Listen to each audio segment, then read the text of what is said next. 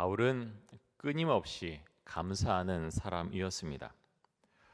여러분, 바울이 감사한 사람이 아니었다면 자신 복음을 전하면서 또 여러 가지 일을 하면서 자신에게 닥쳐온 여러 가지 고난의 순간을 맞이하면서 나는 저주받는 사람이 아닌가, 정말 그렇게 생각할 수도 있습니다. 여러분, 왜 그렇습니까? 너무 많은 고난을 받았지요. 복음 전하다 돌에 맞고요, 감옥에 갇히고 수없이 많은 모욕을 당하고 정말 생명의 위협을 너무나 많이 당했습니다. 그런 가운데서 내 인생은 왜 이렇게 힘든가? 내 인생은 왜 이 모양인가? 만약 그렇게 생각하고 받아들이고 행동했다면 그의 인생은 참 비참한 인생이 되었겠지요. 하지만 바울은 그렇게 받아들이지 않았습니다. 복음을 전하다 많은 고난이 왔지만, 다른 사람들이 상상하지 못할 그런 아픔의 시간들이 있었지만 그는 감사했습니다. 끊임없이 감사했고 감옥 안에서도 찬양을 했습니다. 그래서 그는 성령님과 함께 살아갈 수가 있었던 것입니다. 오늘 말씀 가운데에서 13절 말씀 한번 보겠습니다. 데살로니가전서 2장 13절입니다. 우리 같이 한번 읽습니다. 이러므로 우리가 하나님께 끊임없이 감사함은 너희가 우리에게 들은 바 하나님의 말씀을 받을 때 사람의 말로 받지 아니하고 하나님의 말씀으로 받음이니 진실로 그러하도다. 이 말씀이 또한 너희 믿는 자 가운데서 역사하느니라. 자, 바울이 끊임없이 감사한 이유를 여기서 밝히고 있죠. 물론 여기에 나온 것만 아니라 수없이 많은 감사의 이유가 바울에게 있었을 것입니다. 그런데 데살로니가 교회 교인들에게 지금 편지를 하면서 그가 고백하기를, 내가 하나님 앞에 끊임없이 감사하는 이유는 우리가 또 사도 바울이 복음을 전할 때 너희가 그것을 하나님의 말씀으로 받았기 때문이다. 바울 사도는 그렇게 고백을 합니다. 여러분, 바울은 하나님의 말씀을 전하는 사람이었죠. 가는 데마다 말씀을 전했습니다. 그런데 어떤 교회에서는 바울이 사도가 많으냐, 바울이 전한 복음이 많으냐, 수없이 많은 의문을 제기하고 바울을 공격하기도 했습니다. 바울의 마음이 얼마나 힘들었겠습니까? 정말 자신은 자신의 목숨을 다하고 힘을 다해서 복음을 전하고 그렇게 애썼는데, 나중에 들려온 소리가 바울이 무슨 힘이 있느냐, 말씀에 힘이 있느냐, 그가 사도가 맞느냐 그랬을 때 그의 마음이 너무나 힘들었을 것입니다. 그런데 데살로니가 교회는 정말 바울에게 많이 힘을 주는 그런 교회였다는 거죠. 많은 환난 가운데 있고 많은 어려움이 있었지만 바울 사도에게 정말 많은 힘을 주는 그런 아름다운 교회였습니다. 예장통합, 우리 교회가 속한 교단이 예장통합교단인데요. 거기서 내는 신문이 한국기독공보입니다. 한국기독공보에 영락교회 김은성 목사님께서 칼럼을 하나 쓰셨는데요. 강단에서 설교할 때 하나님의 말씀을 전하려고 처절하게 애를 쓰고 있다고 하시면서 강단에서 내려온 다음에 일어난 여러 가지 일들에 대해서 안타까운 마음을 가지고 칼럼을 하나 쓰셨습니다. 조금 읽어드리겠습니다. 우리는 말씀을 너무 쉽게 잊어버린다. 각종 회의가 시작되기 전에 예배를 드린다. 거기 말씀이 있다. 그러나 예배가 끝나고 회의가 시작되면 조금 전에 말씀은 사라지고 말든만 난무하다. 말씀이 끌어당기는 힘보다 사람의 말이 잡아당기는 힘이 더 강하게 느껴질 때가 있다. 하나님의 말씀은 멈추라고 하시는데 저쪽의 사람이 오라고 부르면 애써 불편을 무릅쓰고 사람에게로 간다. 이런 모습은 총회나 노예라고 예외는 아니라 여겨진다. 이러다 보니 자칫 총회나 노예에서 말씀 대신 말이 승리할까 염려된다. 여러분, 교회에서 하나님의 말씀이 제일 중요하다고 하는 것 누구나 다 알고 있습니다. 목사님들도 알고 장로님들도 알고 권사님들도 알고 다 알고 있죠. 근데 우리는 이상하게 예배드릴 때, 기도할 때는 참 감사합니다, 고맙습니다, 은혜를 고백하지만 어떤 회의를 들어가거나 또 일상의 삶 가운데서 참 그것을 잊고 이야기하고 논의할 때가 참 많죠. 그런 가운데에서 참 우리의 부족한 모습을 많이 생각하고 또 고백하게 됩니다. 김은성 목사님께서 교회 안에서나 뭐 노회나 총회에서 참 안타까운 모습을 많이 봤기 때문에 이런 칼럼을 쓰셨을 것입니다. 여러분, 우리는 다 부족한 사람이죠. 제가 목사라서 강단에 이렇게 서서 설교하지만 저도 마찬가지입니다. 말실수 늘 할 수 있고요. 그렇게 조심하지만 실수할 수 있습니다. 참 죄송하죠. 근데 여러분, 우리는 다 그렇습니다. 주의 말씀이 임할 때, 성령이 임할 때 우리가 그 말씀 안에 우리가 거할 수 있는가? 그 말씀에 우리 자신의 모습을 비춰보는 것입니다. 나의 말, 나의 생각, 나의 태도, 우리의 모습, 이런 것을 말씀에 비춰볼 때 우린 더 많이 생각하게 되고요, 우리의 모습을 다듬어 나갈 수 있는 것이죠. 여러분, 그래서 이런 은혜가 우리 안에 있을 수 있기 원합니다. 우리가 예배를 드릴 때, 기도할 때 받았던 그 은혜가, 말씀의 능력이 나의 마음속에 들어와서, 나의 생각 속에 들어와서 그것이 말로 표현되어지고 우리의 삶의 태도로 나타날 수 있기를 간절히 원합니다. 데살로니가 교회는 많은 고난을 받고 있었지요. 하지만 이들은 믿음 안에서 늘 굳건했습니다. 14절 말씀 보겠습니다.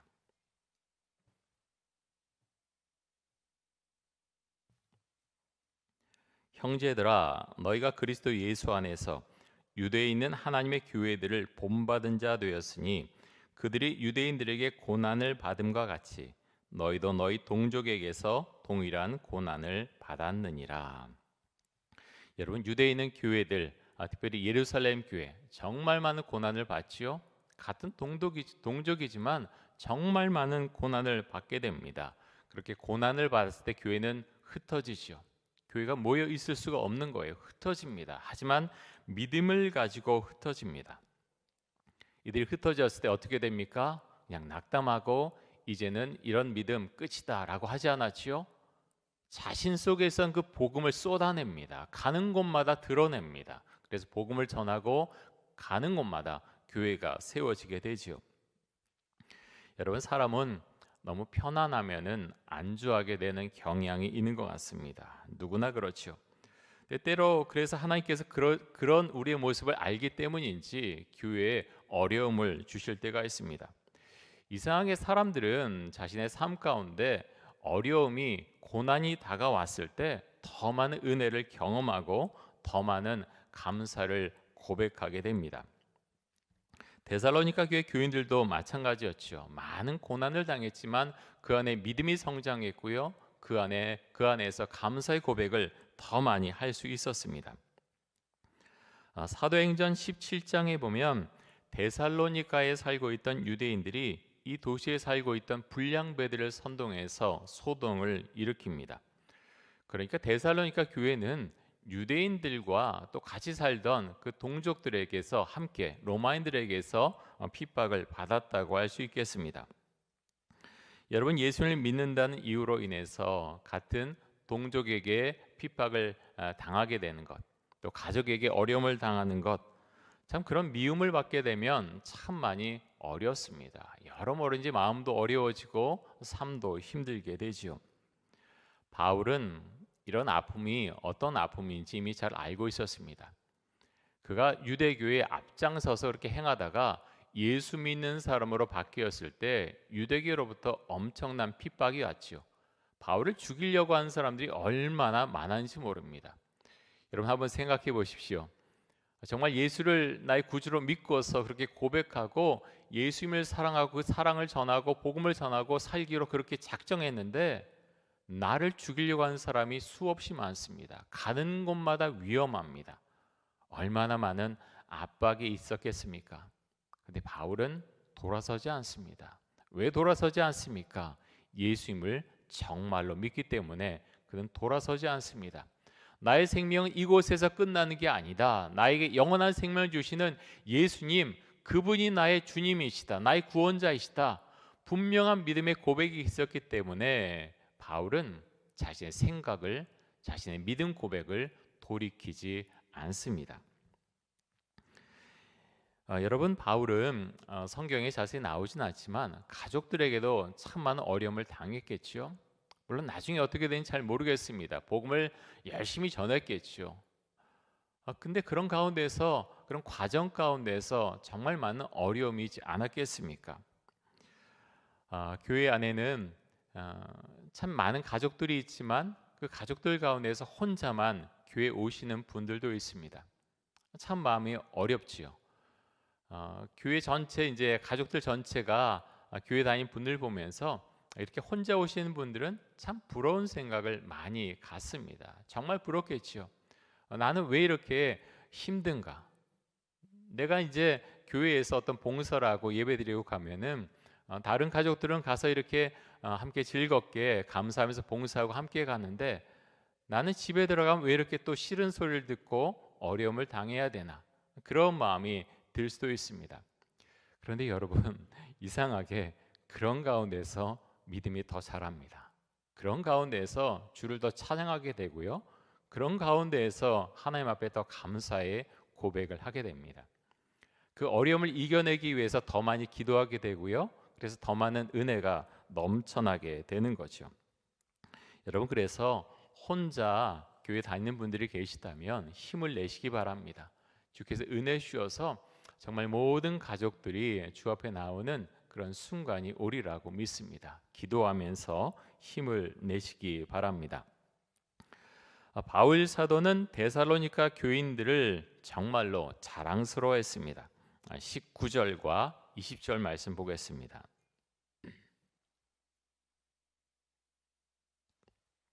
우리 함께 읽겠습니다. 우리의 소망이나 기쁨이나 자랑의 면류관이 무엇이냐? 그가 강림하실 때 우리 주 예수 앞에 너희가 아니냐? 너희는 우리의 영광이요 기쁨이니라. 자, 데살로니가 교회 교인들은 예수님께서 언제 다시 재림하십니까? 여기에 대해서 정말 많은 관심을 갖고 있었습니다. 삶이 많이 어려웠죠.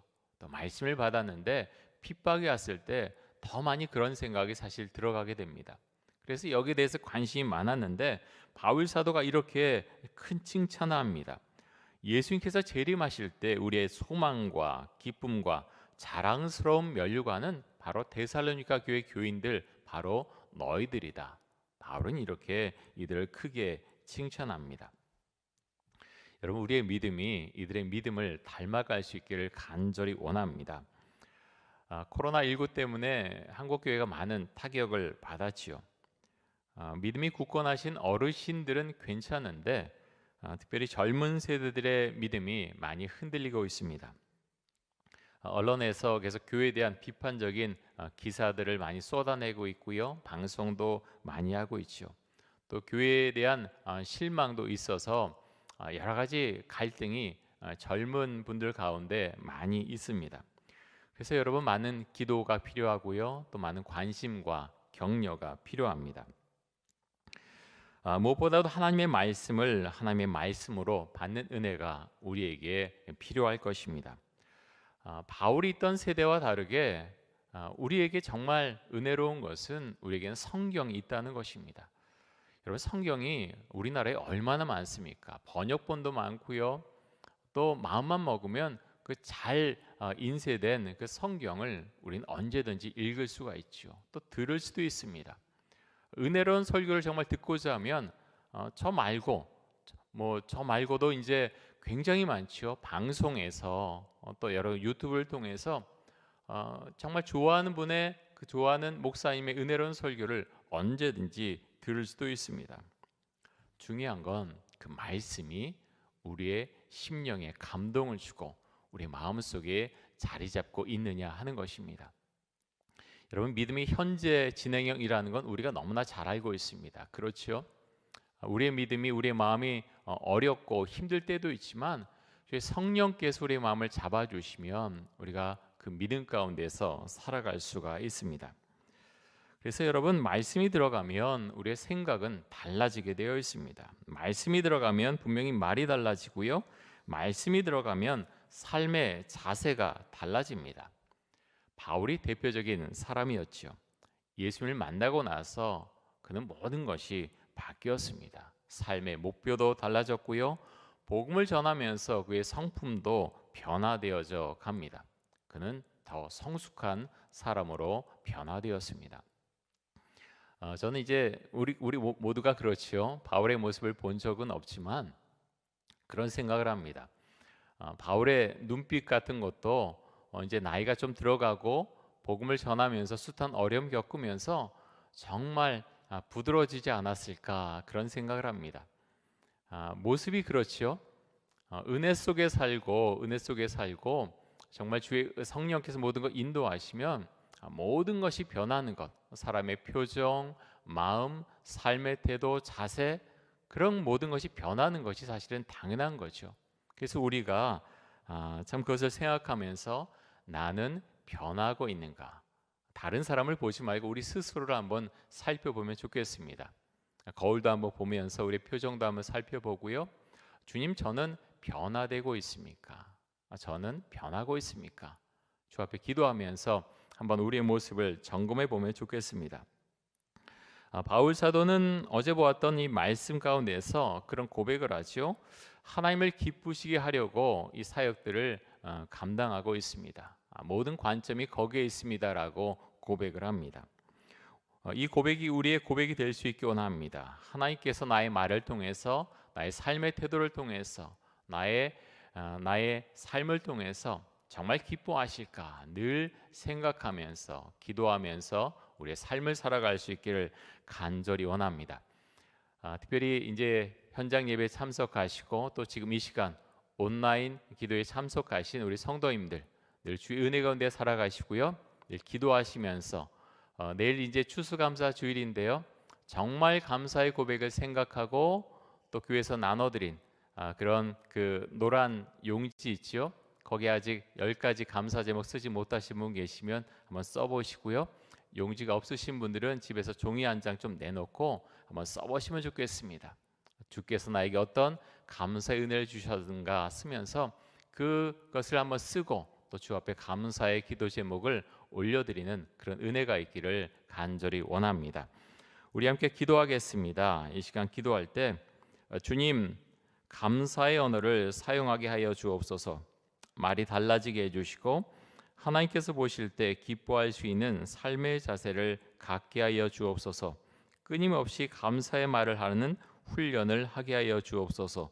우리 함께 통성으로 기도하겠습니다.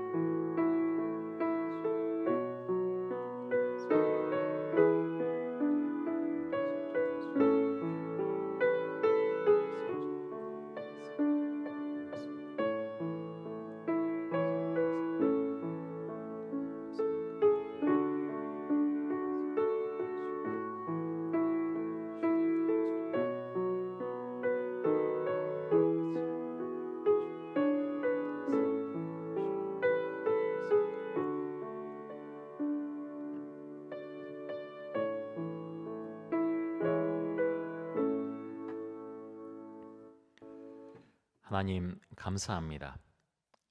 추수감사주일을 앞두고서 일주일 동안 특별 새벽 기도회를 가졌습니다.